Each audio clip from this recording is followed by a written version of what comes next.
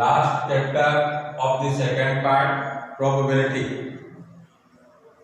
इससे related conditions and some definitions and related problem बताने जा रहे हैं.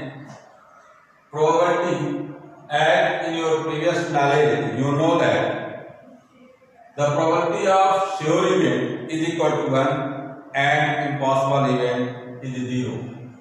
It means we can say that probability of any event lies between 0 to 1.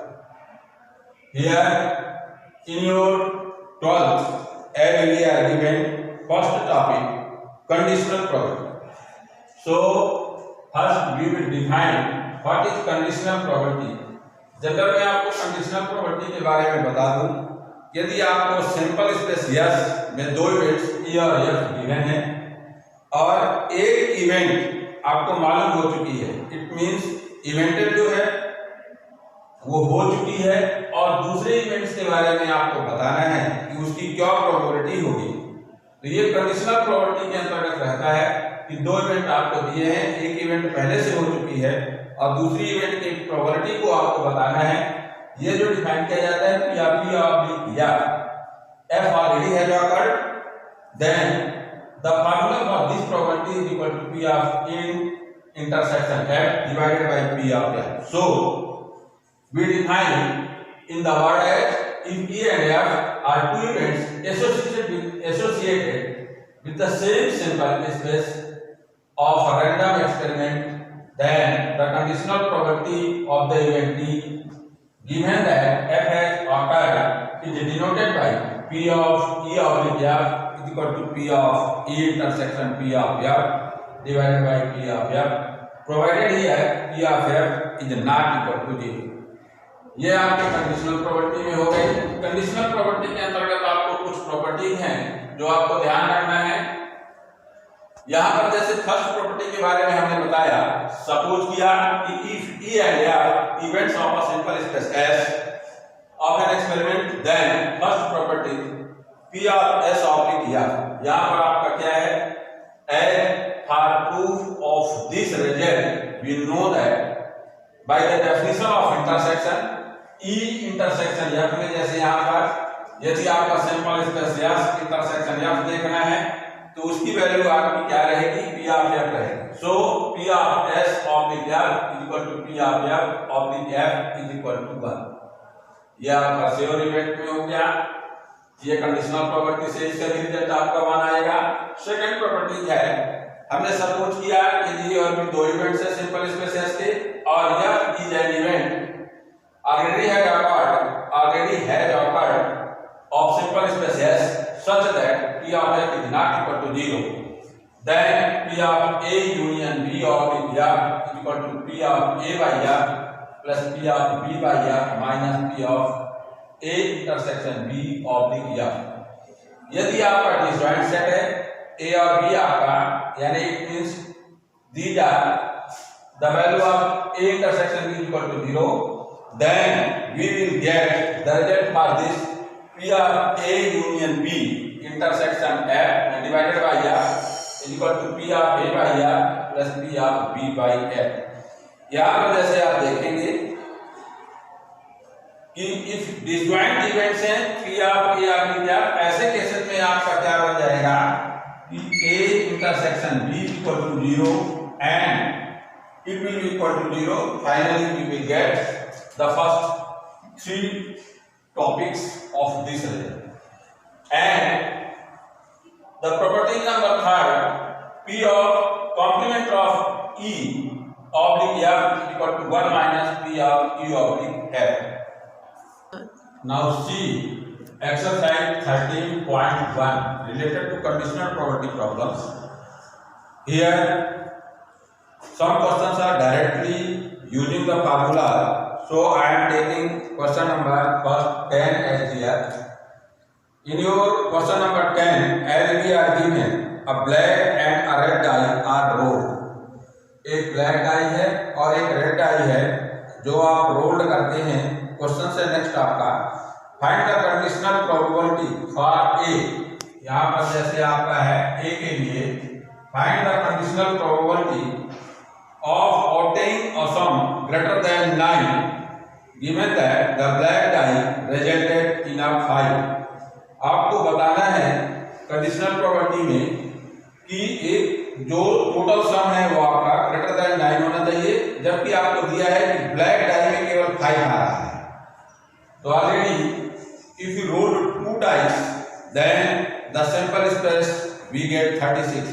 so see, we suppose the event T in which sum greater than 9 it is given, find the conditional property। आपको greater than 9 total sum होने का conditional property बताना है, जबकि already आपके पास invented है, जो घटना हो चुकी है कि ब्लैक डाई में केवल 5 आ रहा है, और हमने सेकंड इवेंट यह लिया the events in which black die resulted in a 5, यानी ब्लैक डाई में केवल 5 आ रहा है, और एक इवेंट ई लिया जिसमें आपका ग्रेटर देन 9 है। तो जब दो डाइस रोल करेंगे तो ग्रेटर देन 9 में आपका आएगा टोटल सम 10, 11 और 12। यहाँ पर we need to find P of P of F equal to P of P intersection F divided by P of F, this formula according to conditional property। so events in which sum greater than 9 E, यहाँ पर आप जैसे देखेंगे तो 9 से greater than में आपका 2 dice role करने में टोटल सम आएगा 10, 11 and 12।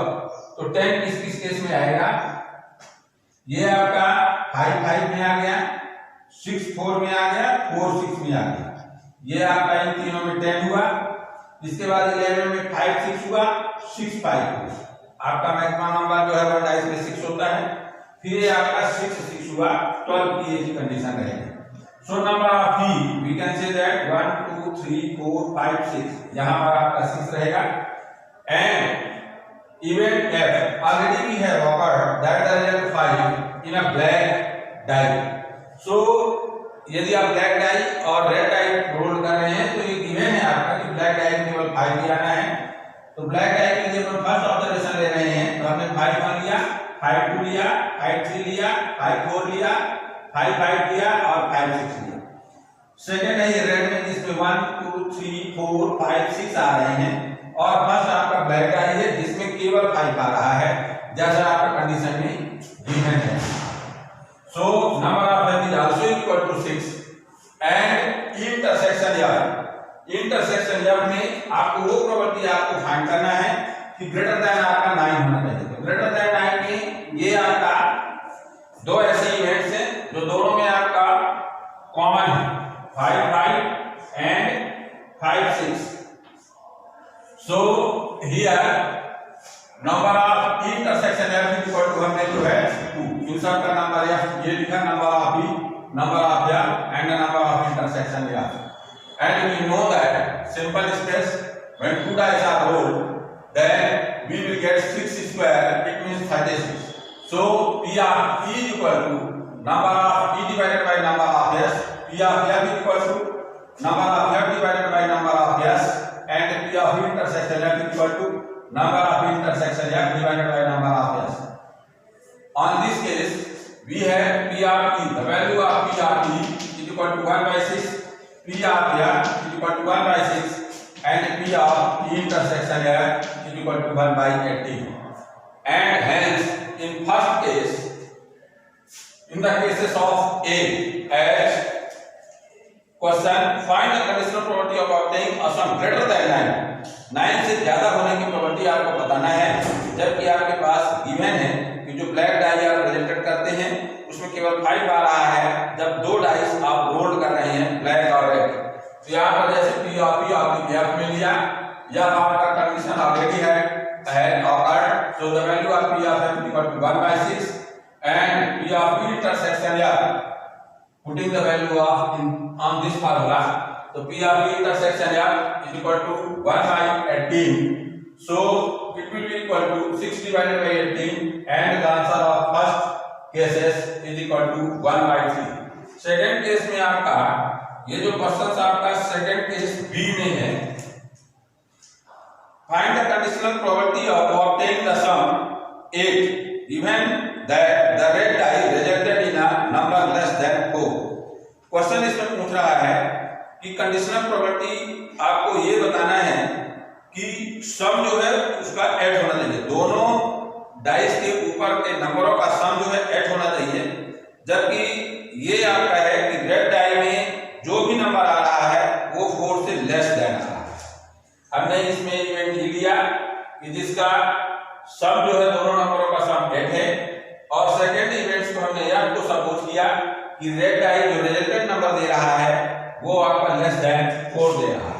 Red die given the resultant number less than 4, so events having sum 8। अब 8 ऑब्टेन होने की क्या प्रॉपर्टी है? जब दो डाइस आप रोल कर लेंगे तो 8 होने की प्रॉपर्टी है। पहले में 2 6, फिर 3 5, 4 2, 5 3, 6 2। ये यदि नंबर आते हैं तो इनका सम 8 हो रहा है, so number of p equal to 5। Second, जैसे हमने यह सब कुछ किया कि जो रेड डाई है वो आपका 4 से लेस देन नंबर दे रहा है। यहाँ हमने ब्लैक डाई को फर्स्ट लिया है, रेड डाई को सेकंड लिया है। तो हमने सपोज किया कि रेड डाई में आपको देखना है जब 1 1 1 1 1 1 आ रहा है, ऐसे केस में आपका क्या होगा? ब्लैक डाई में 1 1, फिर ये ब्लैक है, ये रेड है, तो 2 1 3 1 4 1 5 1 और 6 1। ये कंडीशन हो गई। लेस देन 4 है आपका, इसलिए आपका रेड डाई में 2 भी आ सकता है, और जो माने ब्लैक डाई में है 1 से 6 तक नंबर आ सकते हैं। सो 1 2 2 2 3 2 4 2 5 2 और 6 2। फिर इसके बाद आपका एक कंडीशन लेस देन 4 में है तो आप 3 भी आ सकता है रेड डाई में, तो 1 3 2 3 and next 3 3 4 3 5 3 6 3। Thus here number of f equal to 18. Now hence on this way the intersection of both events are 5 3 and 6 2. So number of intersection f equal to 2. And this way, as we need p of f equal to p of intersection f divided by p of f by the formula of conditional probability. So intersection f की probability है आपका 2 divided by 36 हो गया, और यह event की जो probability है ये जैसे आपका 18 डिवाइडेड बाय 36 हो गया। These will be cancelled to each other and the result final 1 by 9 is the answer of this question. Now see your next problem, as I am taking problem number 12. 12 is saying here, assume that each both child is equally likely. दो बच्चे हो रहे हैं, boy हो रहे हैं या girl हो रहे हैं, दोनों की लाइकली प्रोबेबिलिटी है। इफ अ फैमिली है 2 children, what is the conditional probability that both are girl, given that the youngest is a girl, at least one is a girl, the youngest is a girl, at least one is a girl. यहाँ पर जैसे आपका 12 question आपसे पूछा गया first, the youngest is a girl and at least one is a girl। Question आपसे पूछा है कि क्या इसकी कंडीशनल प्रोबेबिलिटी होगी, जबकि आपको गिवन है कि दोनों बच्चे लाइकली बोर्न हो रहे हैं। एक फैमिली में 2 बच्चे बोर्न हो रहे हैं, आपको इस तरह से समझ लेना है, और उसमें आपको बताना है कि क्या प्रोबेबिलिटी होगी कि सबसे पहले छोटी जो यंगेस्ट है वो गर्ल होनी चाहिए, और सेकंड केस में आपका कम से कम एक गर्ल होना चाहिए। तो इसमें हमने सपोज किया कि यदि बी फॉर बॉय है और बी फॉर गर्ल को अपन डिनोट कर दें तो सिंपल स्पेस जो आपका बनेगा ये ऐसा हो सकता है कि दोनों बच्चे हो सकते हैं boy boy, boy girl, girl boy and girl. ये इवेंट्स उस फैमिली के साथ हो सकती है 2 चिल्ड्रन बोर्न होने। अब आपको कंडीशनल प्रॉपर्टी के अकॉर्डिंग हमने सपोज किया कि ये एक ऐसी इवेंट है जिसमें दोनों चिल्ड्रन आपके गर्ल हैं, और आपको ऐसी घटना हो चुकी है फर्स्ट केस में एज वी आर गिवन कि क्वेश्चंस आपका क्या गिवन है कि the youngest is a girl. आपको यंगेस्ट जो है वो आपका यंगेस्ट चाइल्ड आपका गर्ल होना चाहिए। इसके साथ आपको बोथ चिल्ड्रन आर गर्ल्स और youngest child is a girl, ये जैसे आपको बताना है। So see here, if a family है what is the conditional probability both are girls. तो first both are girls, both are girls में जैसे आपका here p of e, both girl में आप देख रहे हैं gd, it means p of e equal to number of e divided by number of s, and youngest child is तो child घर में आपका बीजी और जीजी, इसका ये बीजी और जीजी दो केस हो रहे हैं यहाँ पे। तो 2 डिवाइडेड बाय 4, इन दोनों इवेंट्स में जो आपका कॉमन है वो बोथ गर्ल का कॉमन है। So P of intersection F equal to number of intersection F divided by number of S 1/4। According to question we need to find P of क्या, यानी एंगेस्ट आपका गर्ल है और दोनों गर्ल होने की प्रोबेबिलिटी आपको बताना है। So P of intersection F divided bye P of F and the value of intersection F is equal to 1/4 divided by 2/4. 4 will be cancelled to each other. Finally we have 1/2 is answer of this question. Second case में आपको बताना है क्या events आपके साथ हो चुकी है कि एटलीस्ट 1 इज अ गर्ल और दोनों गर्ल्स होने की प्रोबेबिलिटी आपको बताना है। जबकि ये दिया गया है सेकंड केस में at least 1 is a girl, at least 1 is a girl, हमने ले लिया कि both the children are girls, we need to find already events has occurred at least one child is a girl। तो at least one child is a girl में आपका क्या condition हो जाएगा, at least one में आपका ये तीनों आ जाएगा, at least one में, यानी आपका जो यहाँ का केस बनेगा कम से कम एक गर्ल होना चाहिए, इसमें दोनों गर्ल यदि हैं तो भी आपका फेवरेबल इवेंट हो जाएगा। So P of F is 3/4 and both children are girl having only GG। In this case, P of P equal to 1/4.